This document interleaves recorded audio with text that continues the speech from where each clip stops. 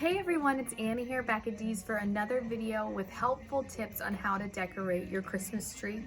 If you saw a couple days ago, I posted a video looping ribbon through this tree. You probably recognize it. It's right back in here. It's that red linen look. And as you can see, I put it on first, so when I added ornaments and picks, it kind of did fade to the background, but it still serves as a nice element for a different texture and to fill in holes. And all I did through the rest of the tree would take things like this pick here. This is a really pretty one. It's long needle pine and it has a pine cone and a few magnolia leaves. I might lay some berries on top of it, fluff them together. And then as you can see, I've just pushed them into the tree. So here's one right here. There's another one here and one here. So it doesn't take that much. This is the front of a 7-foot tree.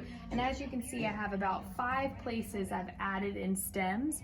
So that gives you an idea. You might need 12 for a tree this size. And all you have to do is just take your stems and push them into the tree. And it adds a lot of texture. If you have one of these old-fashioned Christmas trees, you don't necessarily like the look of it, you like more of this kind of texture, just stick a few stems in there and it really does these evergreen branches just kind of fade into the background. The other thing I've done is just add ornaments here and there, but I want them to really show up and be special. You don't need a lot of ornaments, you just want to make sure they're highlighted.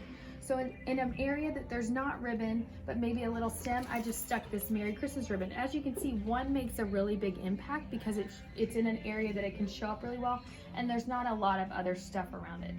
The other thing I really like to do on a tree, not just adding different textures like the wood and the ribbon and the floral, but to add bigger elements, different sizes. So I have this nice jumbo jingle bell that I did put in first, and this cute Christmas sign, but then I've added other smaller things around it. And that really does make for a nice tree that's visually interesting, but that you don't need a lot of. So one of these bells makes a huge impact. You might do one on the front, and if your tree's in a corner, that's enough, or just stick one on the back, maybe up a little higher, and it really does make a huge difference. You don't need a whole lot. So join us for our open house. It's coming up on November 9th. We're open 10 to 6 that day, and stay tuned. We're going to keep posting all kinds of decorating ideas throughout the next 2 weeks.